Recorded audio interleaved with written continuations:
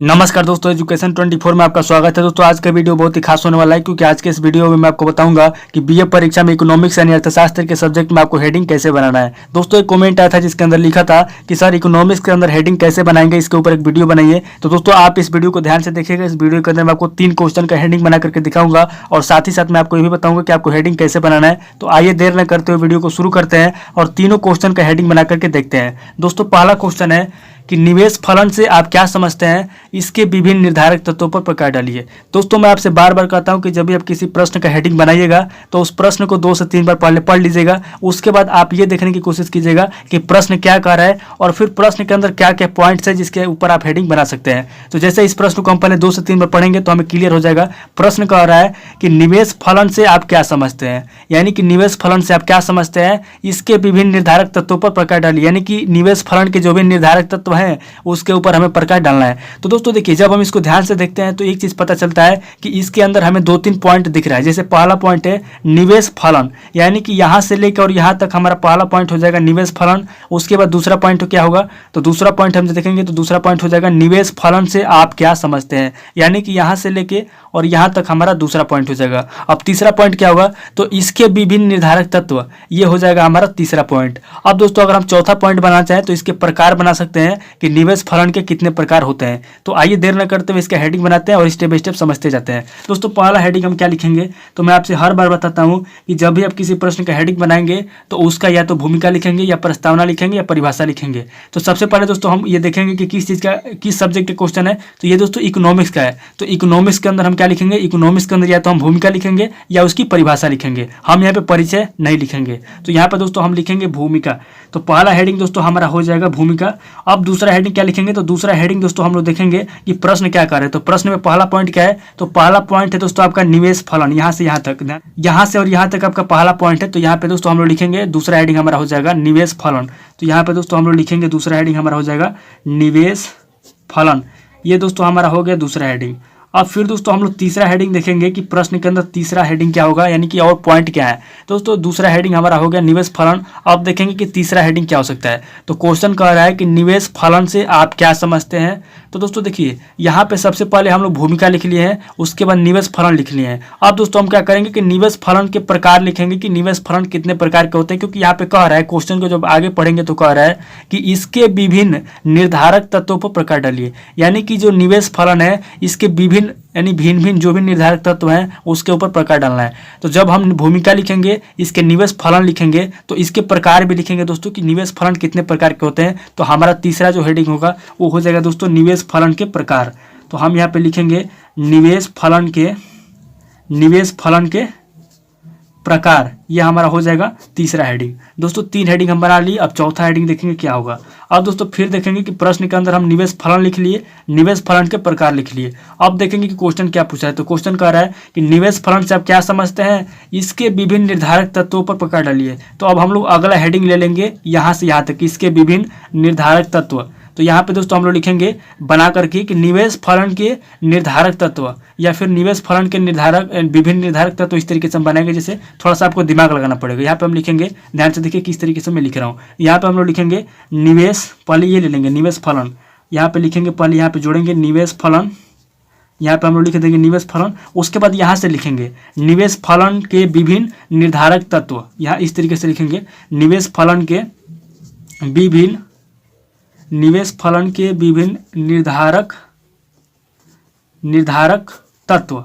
ये दोस्तों हो गया हमारा चौथा हेडिंग। हम लोग क्या किए, हम लोग पहले निवेश फलन को यहाँ पे जोड़ लिए, क्योंकि अगर आप डायरेक्ट लिखेंगे कि विभिन्न तत्व, तो विभिन्न निर्धारक तत्व लिखेंगे तो इससे कोई फायदा नहीं होगा। तो इसीलिए आप किसके बारे में लिख रहे हैं, यानी किसके विभिन्न निर्धारक तत्व लिख रहे हैं, ये समझाना जरूरी है। तो इसीलिए यहाँ पे आप निवेश फलन लिखेंगे। तो इस तरीके से आपका चौथा हेडिंग हो जाएगा निवेश फलन के विभिन्न निर्धारक तत्व। तो इसके अंदर आप क्या लिखेंगे, तो इसके अंदर जो क्वेश्चन पूछ रहा है मेन, यानी कि क्वेश्चन क्या पूछ रहा है, क्वेश्चन यही पूछ रहा है कि निवेश फलन से आप क्या समझते हैं, इसके विभिन्न से क्या मतलब है, इसके विभिन्न से यही मतलब है निवेश फलन। यहाँ पे जो इसके लिखा है, इसके किसके लिए यूज हुआ है, तो इसके जो शब्द है ये निवेश फलन के लिए यूज हुआ है। तो हम यहाँ पे क्या लिखेंगे, हम यहाँ पे लिखेंगे निवेश फलन। उसके बाद लिखेंगे निवेश फलन के विभिन्न निर्धारित तत्व। ये हमारा चौथा हेडिंग हो गया। अब पांचवा हेडिंग क्या लिखेंगे, तो दोस्तों देखिए, जब हम देखेंगे कि क्वेश्चन के अंदर और क्या पॉइंट है, तो जब क्वेश्चन के अंदर कोई पॉइंट नहीं बचेगा तो हम यहाँ पे क्या करेंगे, हम यहाँ पे लिख देंगे दोस्तों निष्कर्ष। यहाँ पे हम इसका निष्कर्ष डायरेक्ट लिख देंगे, हम ज़्यादा समय बर्बाद नहीं करेंगे। और परीक्षा के अंदर भी आपको यही करना है, आपको देखना है कि क्वेश्चन के अंदर कौन कौन से पॉइंट्स है जिसके ऊपर हेडिंग बनाया जा सकता है।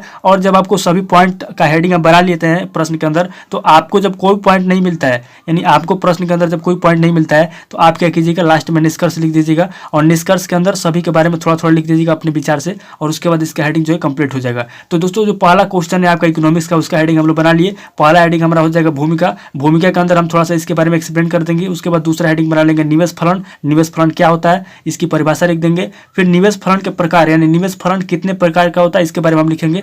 फिर निवेश फलन के विभिन्न निर्धारक तत्व, यानी कि निवेश फलन के जो भी विभिन्न निर्धारक तत्व हैं उसके बारे में हम पॉइंट देके चाहे तो लिख सकते हैं, point number 1, point number 2, point number 3, इस तरीके से। और लास्ट में जब कुछ नहीं बचेगा तो हम निष्कर्ष लिख देंगे। तो हमारा पहला हेडिंग पहला प्रश्न का हेडिंग कंप्लीट हो जाएगा। अब दोस्तों हम लोग दूसरे प्रश्न को देखते हैं। दूसरा प्रश्न क्या कह रहा है, तो दूसरा प्रश्न कह रहा है कि ब्याज का अर्थ एवं परिभाषा दीजिए, ब्याज के भेद बताइए, कुल ब्याज और वास्तविक ब्याज में अंतर स्पष्ट कीजिए। दोस्तों जब आप इस दूसरे क्वेश्चन को पढ़ते हैं तो आपको एक बात समझ में आता है कि इसके अंदर जो है आपको कई पॉइंट दिया गया है जिसके ऊपर आप हेडिंग बना सकते हैं। इसके अंदर कोई दिक्कत नहीं होगा, देखने में क्वेश्चन बड़ा है लेकिन इसके अंदर जो हेडिंग बहुत अच्छे तरीके से बन पाएगा। जैसे पहला आपका पॉइंट मिल जाएगा यहाँ पे ब्याज का अर्थ, उसके बाद दोस्तों दूसरा मिल जाएगा परिभाषा, उसके बाद तीसरा मिल जाएगा आपका ब्याज का भेद, उसके बाद चौथा मिल जाएगा कुल ब्याज, पांचवा आपका पॉइंट मिल जाएगा वास्तविक ब्याज, उसके बाद छठा पॉइंट मिल जाएगा अंतर स्पष्ट कीजिए। तो यहाँ पे दोस्तों आपको पॉइंट ही पॉइंट दिया हुआ है, बस आपको हेडिंग बनाने की जरूरत है। तो आइए देर न करते हुए हेडिंग बनाते हैं। तो यहाँ पे दोस्तों पहला हेडिंग हमारा क्या होगा, पहला हेडिंग दोस्तों हम लोग लिखेंगे इसका भूमिका, क्योंकि मैं आपको बताया हूँ कि किसी भी प्रश्न को अगर आप लिखते हैं, हेडिंग बनाते हैं किसी भी प्रश्न का, तो पहला आपका जो हेडिंग होगा भूमिका होगा या उसका परिभाषा होगा। तो यहाँ पे दोस्तों हम लोग लिखेंगे भूमिका। उसके बाद दोस्तों दूसरा हेडिंग क्या होगा, तो दूसरा हेडिंग हमारा हो जाएगा दोस्तों, यहाँ पे पॉइंट आपको समझा ही दिया। दूसरा पॉइंट हमारा क्या है, ब्याज का अर्थ। साफ साफ आपको दिया है क्वेश्चन में कि ब्याज का अर्थ एवं परिभाषा दीजिए। तो सबसे पहले हम लोग ब्याज का अर्थ देंगे। तो यहाँ पे दोस्तों हमारा दूसरा हेडिंग हो जाएगा ब्याज का अर्थ, हमारा दूसरा हेडिंग हो जाएगा। अब तीसरा हेडिंग क्या हो जाएगा दोस्तों, तो हम लोग ब्याज का अर्थ लिख लिए। अब यहाँ पे परिभाषा है, तो तीसरा हमारा हेडिंग क्या होगा, तीसरा हमारा हेडिंग हो जाएगा दोस्तों ब्याज की परिभाषा। तो यहाँ पे दोस्तों हम लोग लिखेंगे ब्याज का परिभाषा। ये दोस्तों हो गया हमारा तीसरा हेडिंग।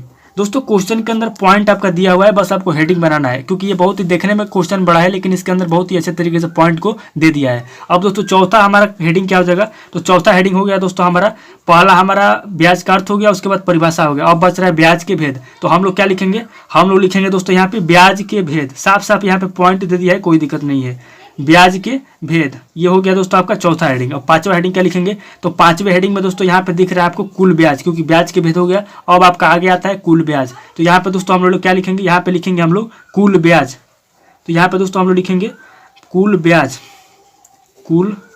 ब्याज।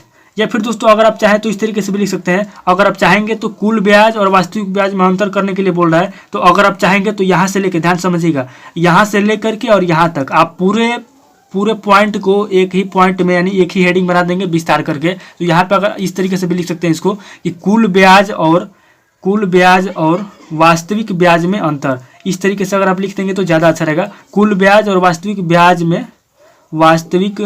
में अंतर।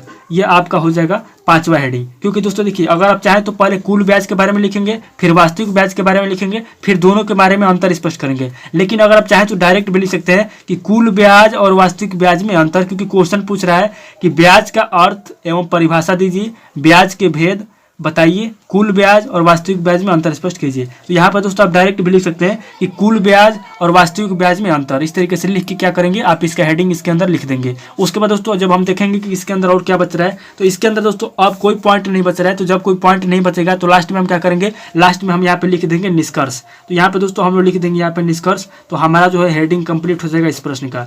तो हम लोग दूसरे प्रश्न का भी हेडिंग बना लिए। सबसे पहले हम लोग भूमिका लिखेंगे और लास्ट में निष्कर्ष लिखेंगे, इस बात को याद रखिएगा। और बीच में क्या लिखेंगे, तो बीच में वही लिखेंगे जो पॉइंट दिया हुआ है प्रश्न के अंदर। जैसे प्रश्न के अंदर पॉइंट दिया हुआ है ब्याज का अर्थ, तो हम लोग यहाँ पे लिखेंगे ब्याज का अर्थ। उसके बाद पॉइंट दिया हुआ है परिभाषा, तो हम लोग यहाँ पे लिखेंगे ब्याज का परिभाषा। फिर पॉइंट दिया हुआ है ब्याज के भेद, तो हम लोग हेडिंग के रूप में लिखेंगे ब्याज के भेद। फिर दिया हुआ है कुल ब्याज और वास्तविक ब्याज में अंतर स्पष्ट कीजिए, तो हम लोग लिखेंगे कुल ब्याज और वास्तविक ब्याज में अंतर। और लास्ट में जब कुछ नहीं बचेगा तो हम लोग निष्कर्ष लिख देंगे। तो हमारे प्रश्न का हेडिंग कंप्लीट हो जाएगा। अब दोस्तों हम लोग फटाफट तीसरे प्रश्न का हेडिंग देख लेते हैं कि तीसरा प्रश्न क्या कह रहा है और तीसरे प्रश्न का हेडिंग क्या होगा। तो तीसरा प्रश्न दोस्तों कह रहा है कि IAS IS और LM वक्रों के रूप में मैट्रिक और राजकोषीय नीतियों की समीक्षा कीजिए। दोस्तों इस तरीके के जब क्वेश्चन आते हैं तो बहुत सारे स्टूडेंट जो है डर जाते हैं कि इतनी इस तरीके के खतरनाक क्वेश्चन का हेडिंग कैसे बनेगा। दोस्तों देखिए, आपको किसी भी क्वेश्चन से डरना नहीं है, बल्कि ये देखना है कि उसके अंदर पॉइंट क्या दे रहा है। मेन आपका पॉइंट होता है, क्योंकि हेडिंग जो बनता है आपके पॉइंट से बनता है। तो इसके अंदर हम देखेंगे कि पॉइंट क्या है। तो पॉइंट क्या है दोस्तों, देखिए इसके अंदर सबसे पहला पॉइंट आपका IS है, उसके बाद दूसरा पॉइंट आपका LM है, उसके बाद तीसरा जो पॉइंट है आपका मैट्रिक है, चौथा पॉइंट आपका राजकोषीय है, पांचवा पॉइंट दोस्तों नीतियां है, छठा पॉइंट आपका समीक्षा। यानी कि इसके अंदर टोटल 6 पॉइंट दिया हुआ है जिसके ऊपर आप हेडिंग बना सकते हैं। तो आइए देर न करते हुए हेडिंग बनाते हैं और सीखते हैं। तो पहला हेडिंग हम लोग क्या लिखेंगे दोस्तों, पहला हेडिंग दोस्तों देखिए, जरूरी नहीं है कि आप सभी प्रश्नों के अंदर भूमिका या प्रस्तावना लिखेंगे, ठीक है। जब इस तरीके के क्वेश्चन आते हैं जिसमें किसी शब्द, किसी अंग्रेजी का शब्द दिया हो, किसी इस तरीके का शब्द दिया हो शुरुआत में, तो आप क्या करेंगे कि डायरेक्ट उसी को लिख करके लिख सकते हैं। जैसे यहाँ पे दिया हुआ है IS और LM वक्र, तो सबसे पहले हम लोग लिखेंगे IS वक्र, उसके बाद लिखेंगे LM वक्र। तो पहला हेडिंग हमारा हो जाएगा दोस्तों IS वक्र। अब दोस्तों यहाँ पे देखिए IS वक्र का मतलब इसमें हेडिंग हम क्या लिखेंगे, इसके अंदर हम लोग क्या लिखेंगे इस हेडिंग के अंदर, तो इस हेडिंग के हम लिखेंगे, इस हेडिंग के अंदर हम लिखेंगे कि IS वक्र क्या होता है, IS वक्र की परिभाषा हम यहाँ पे लिख देंगे। उसके बाद दूसरा हेडिंग क्या बनेंगे, तो दूसरा हेडिंग बनाएंगे दोस्तों LM वक्र। पहला हमारा IS वक्र हो गया, दूसरा हमारा LM वक्र हो गया। तो यहाँ पे दोस्तों हम लिखेंगे LM वक्र, ये हमारा दोस्तों दूसरा हेडिंग हो गया। अब तीसरा हेडिंग क्या बनेगा, ध्यान से समझिए। तीसरा हेडिंग हमारा क्या हो जाएगा, तो तीसरा हेडिंग हमारा क्वेश्चन कह रहा है कि IS और LM वक्रों के रूप में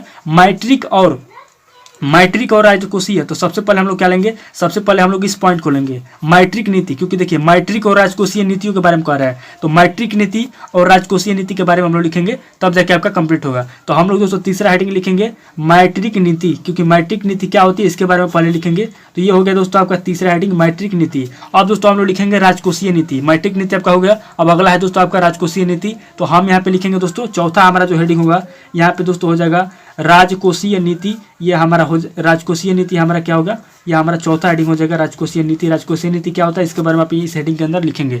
तो हम मैट्रिक नीति लिख लिए, राजकोषीय नीति लिख लिए। अब हमारा क्या बच रहा है, अब यहाँ पे समीक्षा करने के लिए कह रहा है। तो अब हम क्या करेंगे, ध्यान समझिए।